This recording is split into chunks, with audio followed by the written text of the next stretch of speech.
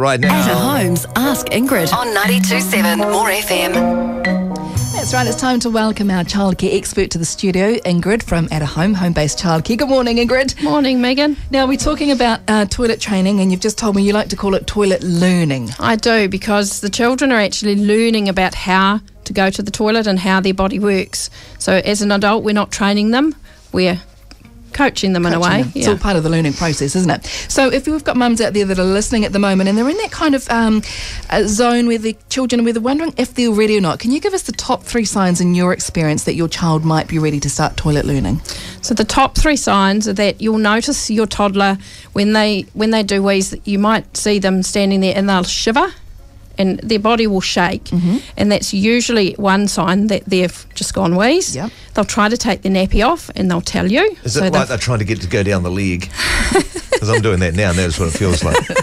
Slightly different. Probably feels like it's running down their leg. Yep, Yeah. so shaking. They'll start playing with their nappy. Oh, yep, they'll play with their nappy, or they'll tell you they'll just say that's what you've they're done doing. wheeze. Yeah. And number 2's they hide. Number 2, they'll go and hide behind the couch, behind the curtain, in their bedroom. And that's all normal behaviour. Yeah, and that's because their face goes red. You know, they're pushing. They don't want people to see that. Yeah, it's like none of us want that, do we? So it's nice that that's instilled in them from an early age. Toilet doors. Okay, so if your child is starting to inhibit any of those kind of behaviours, it might be the time to start. What do we do? How do we start? What do we need to have? What do we do? The biggest thing is to remember all the other things that we've talked about. So consistency, positive words, so using positive words with them, praising them for the good things that happen, and setting boundaries around what you're doing with them. Okay. And offer them choice. So would you like to use the toilet seat, the potty? Let them choose, because they're the ones that have got to sit there. Yeah, they'll find ones that are comfortable with. Yeah. So start, I guess, watching what time do you think their bodily functions start occurring, and plonking them on either one at about that time? Yes, and plonking them on, no. Letting them get on themselves? Letting them make that choice, yes. Yeah. And what to do to coax it out of them when they're on? Bribe them. So bribery works as well. However, some parents don't want to go down that track. So turn the tap on. That always has a positive effect.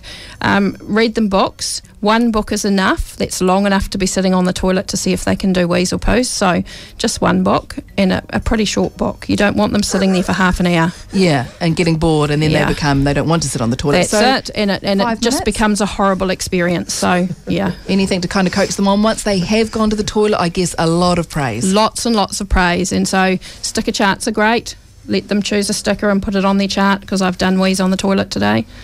And again, getting back to consistency. Once you start deciding to do this, keep going with it. Keep going. Once your child's decided that he or she is ready, then you need to follow through. You can't just the next day decide it's a nappy day today because we're going out. Yes, exactly. You need to be consistent. And one of the big things that you might not know out there, talk to us about how important that core strength muscle is. So having really good core muscle strength helps the child understand that, 1, their bladder's full and they need to go, and 2, that they can hold on and recognise all those signs that their body's giving them. So doing things like active stuff, climbing hills, running, walking, rolling down the hills, all of that active stuff that toddlers love to do, that will help build their core muscle strength, therefore help them in the toilet learning phase. Good to know, very good to know. Thank you very much, and good luck out there, mums and dads, with the toilet learning.